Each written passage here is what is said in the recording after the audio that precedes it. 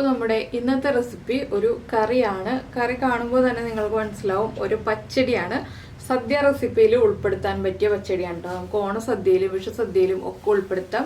ഇനിയിപ്പോൾ സദ്യയിലല്ലാതെ തന്നെ നമുക്കിപ്പോൾ വെറുതെ ഒരു ദിവസം പച്ചടി ഉണ്ടാക്കണം എന്നുണ്ടെങ്കിൽ നമ്മൾ പല രീതിയിൽ പച്ചടി ഉണ്ടാക്കാറുണ്ട്. കൂടുതൽ പച്ചടി ഉണ്ടാക്കാറുള്ളത് ബീട്രൂട്ടോ പാവയ്ക്കൊക്കെയാണ്. അപ്പോൾ ഇത് ചുരക്ക പച്ചടിയാണ്. അപ്പോൾ നിങ്ങൾ ചുരക്ക ഉപയോഗിച്ച് പച്ചടി ഉണ്ടാക്കിയിട്ടില്ലെങ്കിൽ ഇടയ്ക്കൊന്ന് ഈ ചുരക്ക ഉപയോഗിച്ച് പച്ചടി ഉണ്ടാക്കിക്കോളൂ.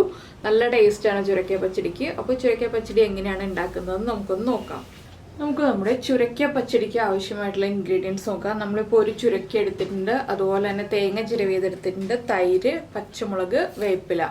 അപ്പോൾ നിങ്ങൾക്ക് ഇതിലേക്ക് മുളക് പൊടി ചേർക്കണം എന്നുണ്ടെങ്കിൽ ഒരു 1/4 ടീസ്പൂൺ മുളക് പൊടി ചേർക്കാം. ഞാൻ ചില പച്ചടികളിലെ മുളക് പൊടി ചേർക്കാറുള്ളൂ, എല്ലാ പച്ചടിയിലും മുളക് പൊടി ചേർക്കാറില്ല കേട്ടോ. അതുകൊണ്ട് ഞാൻ ഈ പച്ചടിയിൽ മുളക് പൊടി ചേർക്കുന്നില്ല. അപ്പോൾ ആദ്യം നമുക്ക് ഈ ചുരക്ക ഒന്ന് കട്ട് ചെയ്തെടുക്കാം. ഞാൻ ഈ ചുരക്കയുടെ പകുതി എടുക്കുന്നുള്ളൂ, മുഴുവനും എടുക്കുന്നില്ല. എന്താണെന്ന് വെച്ചാൽ പച്ചടി ആകുമ്പോൾ നമുക്ക് കുറേ വേണ്ടല്ലോ, വളരെ കുറച്ച് ക്വാണ്ടിറ്റി മതി. അതുകൊണ്ട് പകുതി മുറിച്ചെടുക്കുകയാണ്. പിന്നെ മൂപ്പ് കൂടിയ ചുരക്കയാണെന്നുണ്ടെങ്കിൽ നമുക്ക് ഇതിൻ്റെ ഉൾഭാഗം നോക്കുമ്പോൾ കാണാം ഈ സീഡ്സ് ഒക്കെ വലുതായിരിക്കും. അങ്ങനെയാണെങ്കിൽ സീഡ്സ് റിമൂവ് ചെയ്യുക. മൂപ്പ് കുറഞ്ഞ ചുരക്കയാണെങ്കിൽ നമുക്ക് ഇതുപോലെ തന്നെ എടുക്കാം. സീഡ്സ് ഒന്നും റിമൂവ് ചെയ്യേണ്ട, തൊലി മാത്രം മാറ്റിയെടുത്താൽ മതി. അപ്പോൾ ഞാനിതിൻ്റെ തൊലി ഒന്ന് മാറ്റിയെടുക്കട്ടെ. പീലറുണ്ടോ നമുക്ക് ചുരക്കയുടെ ഒക്കെ തൊലി മാറ്റിയെടുക്കാൻ വളരെ എളുപ്പം. അപ്പോൾ നമ്മൾ ചുരക്ക തൊലിയൊക്കെ മാറ്റി കഴുകി ക്ലീൻ ആക്കി എടുത്തിട്ടുണ്ട്. ഇനി നമുക്കിത് ചെറുതായിട്ട് മുറിച്ചെടുക്കാം. ചുരക്ക വളരെ ചെറുതായിട്ട് മുറിച്ചെടുക്കാം കേട്ടോ. അപ്പം ഞാൻ മുറിക്കാൻ എളുപ്പത്തിനായിട്ടാണ് ഒന്നുകൂടി ഒന്ന് നീളം കുറച്ചെടുത്തത്.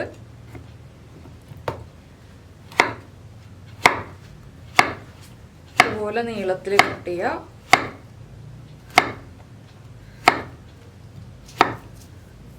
ഇനി ഇതെല്ലാം ചേർത്ത് നമുക്ക് ചെറിയ കഷ്ണങ്ങളായിട്ട് മുറിച്ചെടുക്കാം. നമ്മൾ സാധാരണ മറ്റുള്ള പച്ചടികൾക്കൊക്കെ മുറിക്കുന്ന പോലെ തന്നെയാണ്. ഇപ്പോൾ പപ്പായ പച്ചടിയൊക്കെ ഉണ്ടാക്കാനൊക്കെ മുറിക്കില്ലേ, അതുപോലെ തന്നെയാണ്.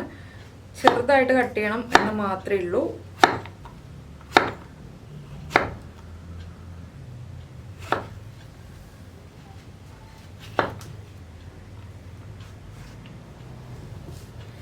ഇത് കണ്ടോ, നമ്മുടെ ചുരക്ക നമ്മൾ ഇതുപോലെ ചെറിയ പീസുകളായിട്ട് മുറിച്ചെടുത്തിട്ടുണ്ട്. വളരെ ചെറിയ പീസുകളായിട്ടാണ് മുറിച്ചെടുത്തിട്ടുള്ളത്. ഒരെണ്ണോ രണ്ടെണ്ണം ഒക്കെ എടുത്ത് ഞാൻ കാണിക്കാം കേട്ടോ. അപ്പോൾ കറക്റ്റായിട്ട് മനസ്സിലാവും. കണ്ടോ, ഇതുപോലെ നമുക്ക് ഈ ചുരക്ക മുഴുവൻ കട്ട് ചെയ്തെടുക്കാം.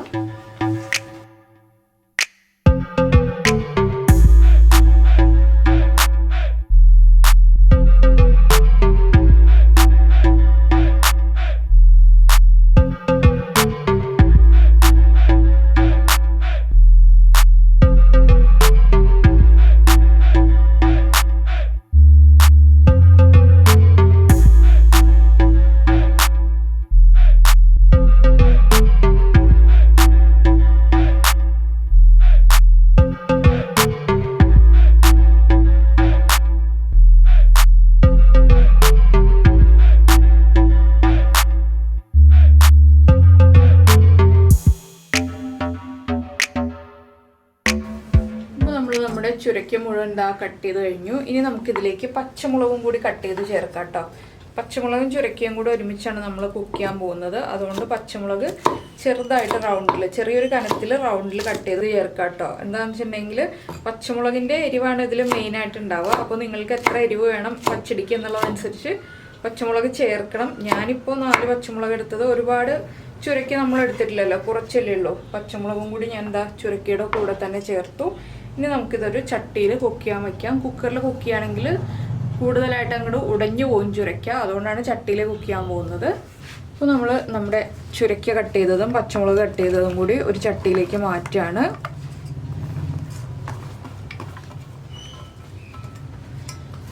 ഇതിലേക്ക് നമുക്ക് ചുരക്കയ്ക്ക് ആവശ്യമായിട്ടുള്ള ഉപ്പ് ചേർക്കാം.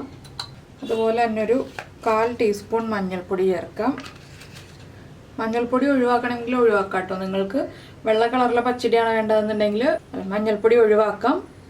മഞ്ഞ കളറിലെ പച്ചടിയാണ് വേണ്ടതെന്നുണ്ടെങ്കിൽ മാത്രം മഞ്ഞൾപ്പൊടി ചേർക്കുക. ഞാനിപ്പോൾ മഞ്ഞ കളറിലെ പച്ചടിയാണ് ഉണ്ടാക്കുന്നത്, അതുകൊണ്ടാണ് മഞ്ഞൾപ്പൊടി ചേർത്തത്.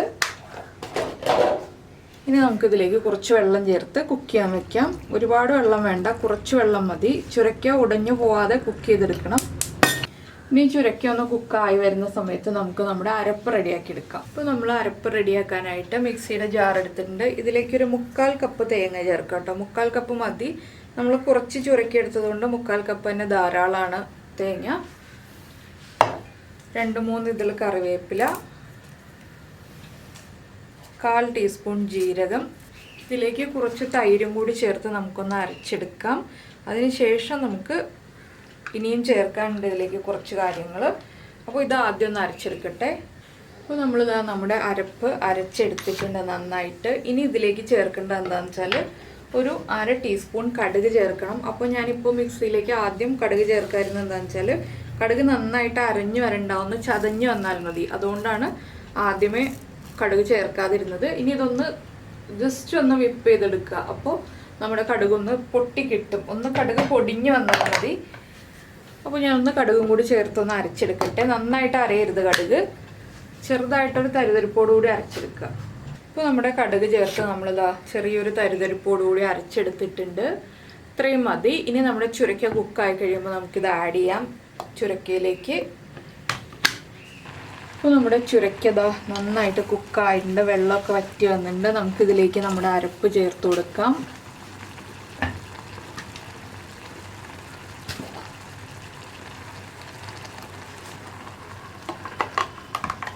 ഒരുപാട് വെള്ളം പാടില്ല കേട്ടോ ചുരക്ക വേവിക്കുമ്പോൾ. ഇതുപോലെ വെള്ളം വറ്റി വന്നിട്ട് വേണം നമ്മൾ അരപ്പ് ചേർക്കാൻ. എന്താണെന്ന് വെച്ചാൽ പച്ചടിയല്ലേ, നമ്മൾ ഒഴിച്ചേറിയല്ലല്ലോ. ഒഴിച്ചേറിയാണെങ്കിൽ നമുക്ക് കൂടുതൽ വെള്ളം ആവശ്യമുള്ളൂ. അപ്പം ഞാൻ ഈ അരപ്പ് ചേർത്ത് നന്നായിട്ടൊന്ന് ഇളക്കി മിക്സ് ചെയ്യാൻ പോവാണ്. ഇനി ഈ അരപ്പൊന്ന് കുക്കായി വരണം. അപ്പോൾ നമ്മൾ അരപ്പിലേക്ക് തൈര് ചേർത്താണ് അരച്ചത്. അപ്പോൾ പുളി ചെക്ക് ചെയ്യുക. പുളി കുറവാണെങ്കിൽ വീണ്ടും തൈര് ചേർത്ത് കൊടുക്കാം. പുളി കറക്റ്റ് ആണെന്നുണ്ടെങ്കിൽ വീണ്ടും തൈര് ചേർക്കേണ്ട. നമ്മളൊന്ന് ഇളക്കി നന്നായിട്ട് ആവി വരുന്നത് വരെ ഇളക്കിയെടുക്കുക. ആ തേങ്ങ ഒന്ന് കുക്കായി വരാൻ പാകത്തിൽ ഇളക്കിയെടുക്കുക. അപ്പോൾ ഞാനിതിൻ്റെ പുളിയൊക്കെ ഒന്ന് ചെക്ക് ചെയ്യട്ടെ. അപ്പോൾ നമ്മുടെ പച്ചടിക്ക് പുളിയും എരിവും ഉപ്പും എല്ലാം പാകത്തിനായിട്ടുണ്ട്. അതുകൊണ്ട് ഞാൻ ഇനി തൈര് ചേർക്കുന്നില്ല. നിങ്ങൾ ചേർക്കുമ്പോൾ പുളി കുറവാണെന്നുണ്ടെങ്കിൽ വീണ്ടും തൈര് ആഡ് ചെയ്ത് കൊടുക്കുക. ഇനിയിപ്പോൾ ഇതൊന്ന് നന്നായി ആവി വരുന്നത് വരെ ഞാനൊന്ന് ഇളക്കിക്കൊണ്ടിരിക്കുകയാണ്. ഒരുപാട് അങ്ങോട്ട് തിളച്ചു പോകരുത്, അതുകൊണ്ടാണ് ഇളക്കിക്കൊണ്ടേയിരിക്കുന്നത്. ഒരു മിനിറ്റ് ഒന്ന് നന്നായിട്ട് ഇളക്കി കൊടുക്കുക. തൈര് ഒരുപാട് കുക്കായി പോയിട്ടുണ്ടെങ്കിൽ പിരിഞ്ഞു പോകും. പിന്നെ നമ്മൾ തൈര് അരച്ച് ചേർത്തിരിക്കുന്നത് കൊണ്ട് ഒരുപാട് അങ്ങോട്ട് കുക്കായി പോകാനില്ല. വേഗം തന്നെ കുക്കായി വരുമല്ലോ തേങ്ങ. അപ്പോൾ അതിൻ്റെ കൂടെ തൈരും കൂടി ചേർന്ന് കുക്കായി വന്നോളും. ഇനി നമുക്കിതിലേക്ക് വറവ് ചേർക്കാനുള്ള കാര്യങ്ങൾ നോക്കാം 1 മിനിറ്റ് കഴിയുമ്പോൾ. അപ്പോൾ നമ്മുടെ പച്ചടി കറക്റ്റ് പാകത്തിനാണ്. ഒരുപാട് ലൂസായിട്ടല്ല, ഒരുപാട് തിക്കായിട്ടല്ല. ഒരു 5 മിനിറ്റ് കഴിയുമ്പോൾ ഇതൊന്നുകൂടി ഒന്ന് കുറുകി വരും ചെറുതായിട്ട്. അപ്പോൾ നമുക്ക് ഇലയിൽ സദ്യയിൽ വിളമ്പാൻ പാകത്തിലുള്ള പച്ചടി ആയിത്തീരും. ഇല്ലെങ്കിൽ നമ്മൾ കട്ടിയായിട്ട് എടുക്കുകയാണെങ്കിൽ വീണ്ടും നല്ല കട്ടയായിപ്പോവും. അതുകൊണ്ടാണ് ഒരുപാട് കട്ടിക്ക് നമ്മൾ പച്ചടി റെഡിയാക്കി എടുക്കാത്തത്. അപ്പോൾ ഇത് മാറ്റി വെച്ചിട്ട് ഞാൻ വറവ് ചേർക്കാൻ നോക്കട്ടെ. അപ്പോൾ നമ്മൾ വറവിടാനായിട്ട് വെളിച്ചെണ്ണ ചൂടാക്കിയിട്ടുണ്ട്. ഇതിലേക്ക് നമുക്ക് കുറച്ച് കടുക് ചേർക്കാം. കടുകൊന്ന് പൊട്ടി തുടങ്ങുമ്പോൾ